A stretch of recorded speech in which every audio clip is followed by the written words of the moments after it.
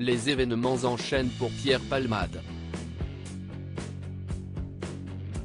Tout juste sorti l'hôpital de Melun, en Seine-et-Marne, l'humoriste de 54 ans avait pris la direction du tribunal ce vendredi 17 février, rapportait BFM TV.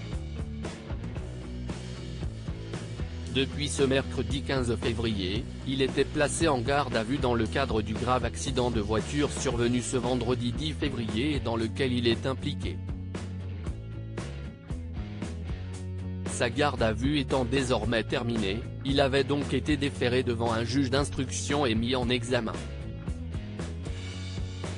Comme l'annonce nous, le comédien évite la détention provisoire et va être placé sous contrôle judiciaire, assigné à résidence et devoir porter un bracelet électronique. Si est-il lors d'une audience à huis clos que le juge des libertés et de la détention a annoncé cette décision. Pour rappel, le 10 février dernier, Pierre Palmade a été impliqué dans un terrible accident de la route. Alors qu'il se trouvait au volant de sa voiture, en Seine-et-Marne, il s'est déporté sur la voie de gauche, percutant de plein fouet un autre véhicule. L'humoriste a grièvement blessé une femme enceinte, qui a perdu son bébé par la suite, un homme ainsi que son fils, âgé de 6 ans. Une enquête pour homicide et blessure involontaire par conducteur ayant entraîné une incapacité totale de travail supérieure à 3 mois a été ouverte.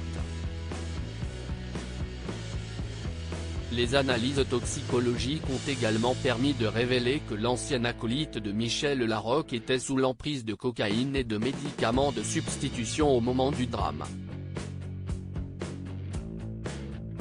Les deux fuyards également déférés. Le parquet de Melun cité par BFM TV a précisé que Pierre Palmade était présenté à un juge d'instruction dans le cadre d'une information judiciaire ouverte des chefs d'homicide involontaire et blessure involontaire ayant entraîné une incapacité totale de travail supérieure à 3 mois par conducteur ayant fait usage de stupéfiants commis en récidive légale.